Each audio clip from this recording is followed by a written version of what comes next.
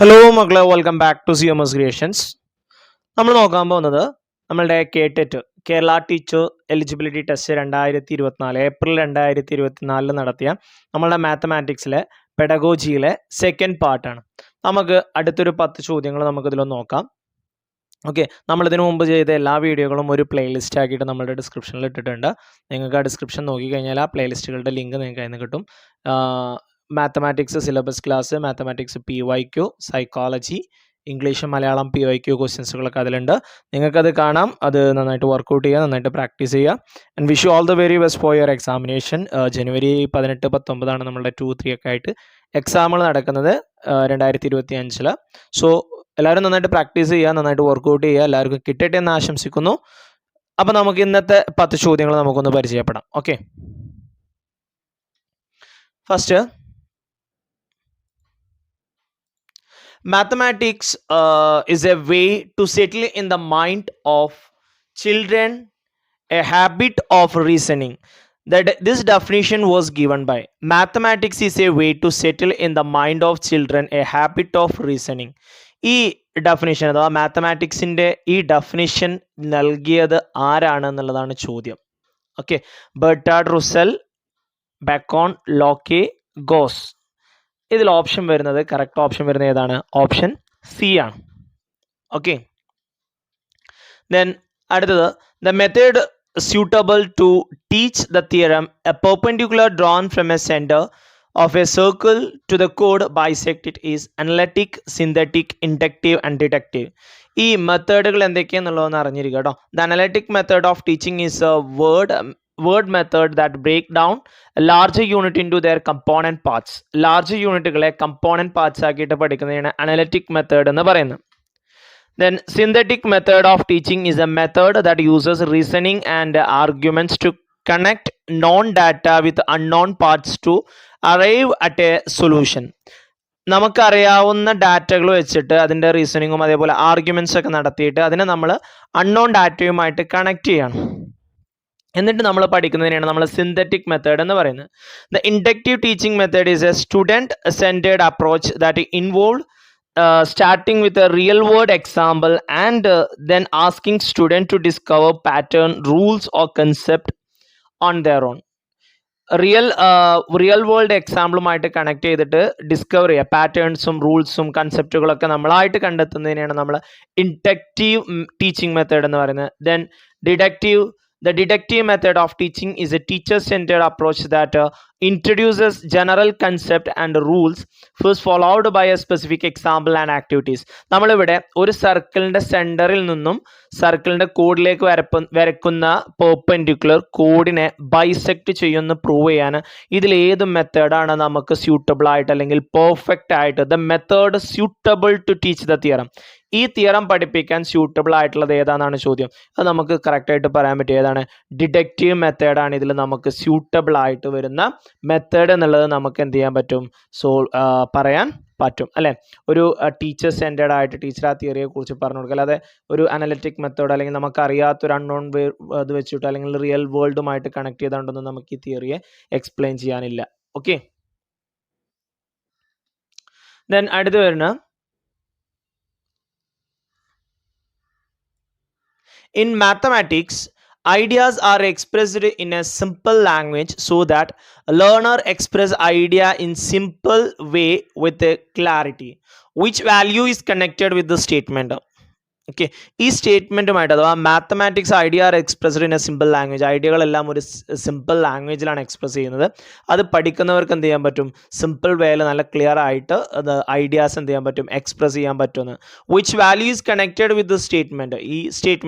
ഈ സ്റ്റേറ്റ്മെൻറ്റ് ഏത് വാല്യൂമായിട്ടാണ് കണക്ട് ചെയ്തിട്ടുള്ളതെന്നാണ് ചോദ്യം. Okay, utilitarian, disciplinary, social and moral. എന്താ കറക്റ്റ് ഓപ്ഷൻ വരുന്നത് ഏതാണ് പറഞ്ഞേ? ഓപ്ഷൻ ബി ആണ് വരുന്നത്, ഡിസിപ്ലിനറി വാല്യൂ. ഓക്കെ,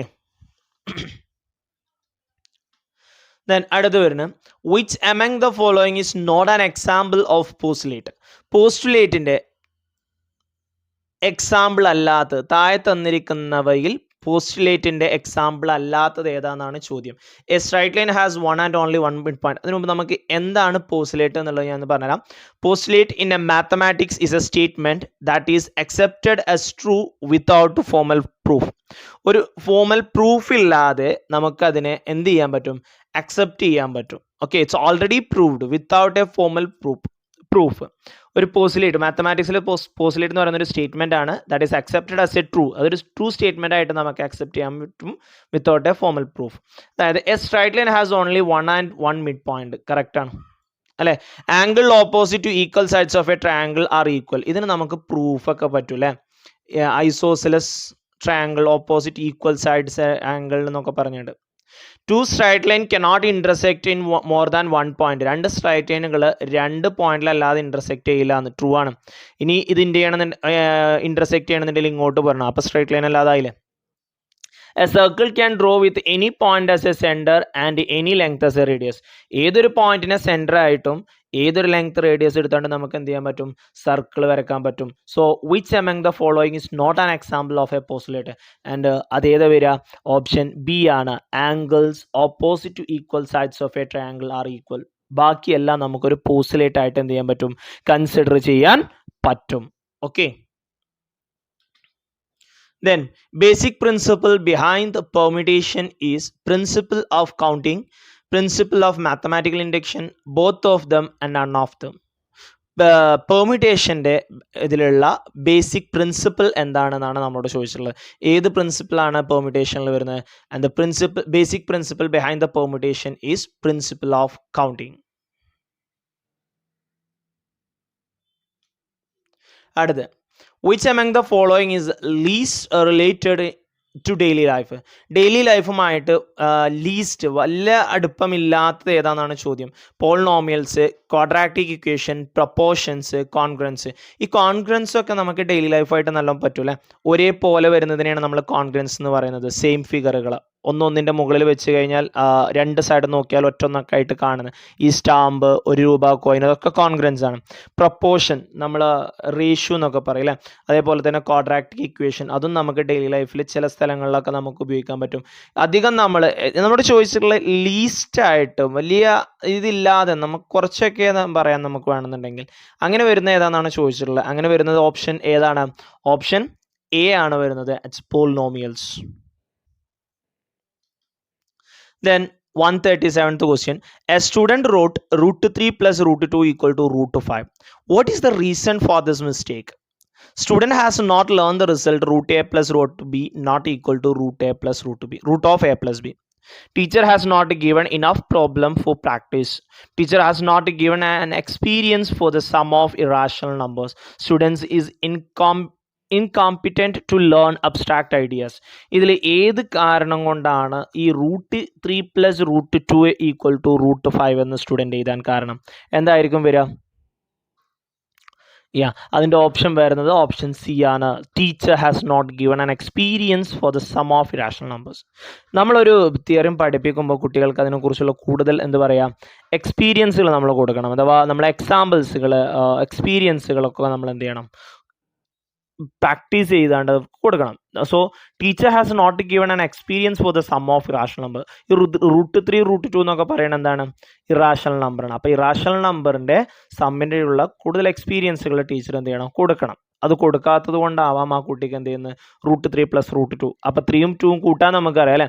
റൂട്ടൊന്നും നമ്മൾ നോക്കുന്നില്ല. റൂട്ട് 3യുടെ വാല്യൂ എന്ന് പറയുന്നത് 1.732 ആണ്. റൂട്ട് 2ൻ്റെ വാല്യൂ എന്ന് പറയുന്നത് 1.414 ആണ്. ഇത് രണ്ടും കൂട്ടിയാൽ റൂട്ട് 5 കിട്ടൂല എന്നാണ് പറയുന്നത്. ഓക്കെ, അത് നമുക്ക് വാല്യൂ കൊടുത്താണ്ട് ചെയ്യാനൊന്നും നമുക്ക് പറ്റില്ല. നമ്മൾ കൂടുതൽ ഇറാഷണൽ നമ്പറിൻ്റെ അഡീഷനുകൾ കൂടുതൽ നമ്മൾ എന്ത് ചെയ്യണം? പ്രാക്ടീസ് ചെയ്യണം. അവർക്ക് എക്സ്പീരിയൻസ് കൂടുതൽ ഉണ്ടാക്കണം. Then 138 question. Which among the following is not used as a method of proving theorems in mathematics? മാത്തമാറ്റിക്സിൽ തിയറംസ് പ്രൂവ് ചെയ്യാൻ ഉപയോഗിക്കാത്ത മെത്തേഡ് ഏതാണെന്ന് ചോദിച്ചിട്ടുള്ളത്. Reasonable method, contrapositive method, contradiction method, disprove by giving a counter examples. Disprove being a given counter example, ഒരു counter example എടുത്താണ്ട് disprove ചെയ്യുക, അതൊക്കെ നമ്മൾ ചെയ്യുന്നതാണ് അല്ലേ? പിന്നെ contradiction, which contradict the statement എന്നൊക്കെ പറഞ്ഞിട്ട് നമ്മൾക്ക് വേണ്ടതിൻ്റെ കോൺട്രഡിക്ഷൻ നമ്മൾ എടുക്കും. ഈ കോൺട്രാപോസിറ്റീവ് എന്ന് പറയുന്നത് അതേപോലത്തെ ഒരു തന്നെയാണ് കേട്ടോ. ഇതിൽ നമുക്ക് പറയാൻ പറ്റും, നമ്മൾ എന്താ പറയുക, തിയറീസ് തെളിയിക്കാൻ നമ്മൾ യൂസ് ചെയ്യാത്തൊരു മെത്തേഡ് എന്ന് പറയുന്നത് ഏതാണ്? റീസണബിൾ മെത്തേഡാണ്. ഓക്കെ, ഏതാണ്? റീസണബിൾ മെത്തേഡാണ്.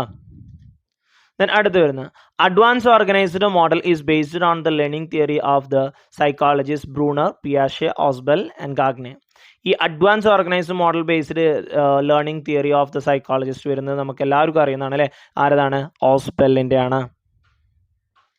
ദെൻ ഇതിൽ ലാസ്റ്റ് വരുന്നത് value of -1 by I raised to -39 is. ഈ I എന്നൊക്കെ പറയുന്നത് നമ്മൾ +1 മെയിനായിട്ട് പഠിക്കുന്നത്. നമ്മൾ 10th ക്ലാസ്സിൽ ക്വാഡ്രാറ്റിക് ഇക്വേഷൻ പഠിക്കുന്നുണ്ടല്ലേ?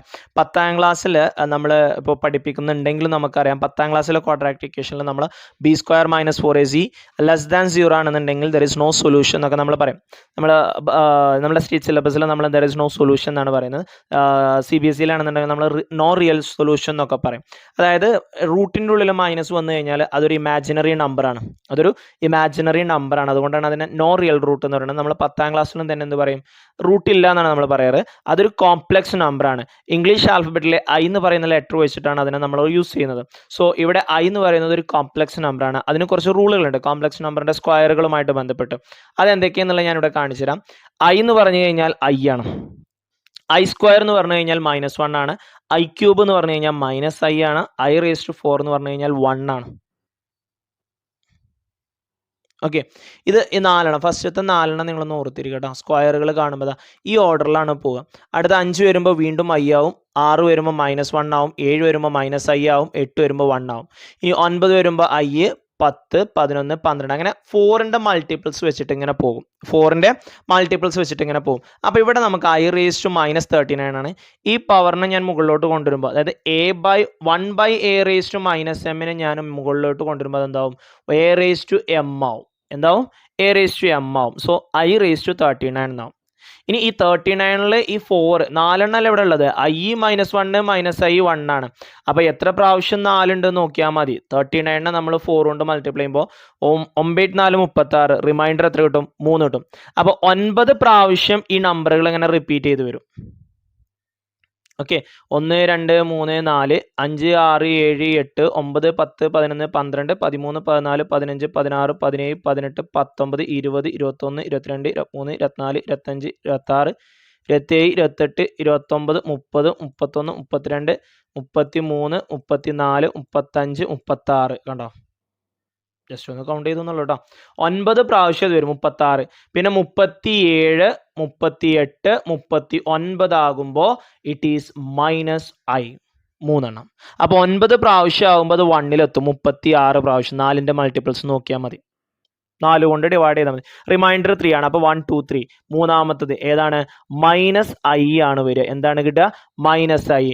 അതിനർത്ഥം ഇതിൻ്റെ ഓപ്ഷൻ -I ആണെന്നല്ല കേട്ടോ. ഇവിടെ ഉണ്ട് -I, D ആണെന്നല്ല അതിനർത്ഥം. നമുക്ക് കഴിഞ്ഞിട്ടില്ല. നമ്മളുടെ ആൻസർ ഇങ്ങനെയാണ് വരുന്നത്. അപ്പോൾ I raised to -39 നമുക്ക് -I എന്ന് കിട്ടും. ഇതാണ് നമ്മളുടെ question. Okay, -1 × I raised to 39 ആണ്. അപ്പോൾ -1 × I raised to 39 എന്താ? -I. 2 നെഗറ്റീവ് മൾട്ടിപ്ലൈ ചെയ്യുമ്പോൾ അതെന്താവും? പോസിറ്റീവ് ആവും. അപ്പോൾ 1 × -I എന്താവും? I ആവും. അപ്പോൾ കറക്റ്റ് ഓപ്ഷൻ വരുന്നത് ഏതാണ്? ഓപ്ഷൻ C, I ആണ് വരുന്നത്. ഓക്കെ, ഓപ്ഷൻ C, I ആണ് വരുന്നത്.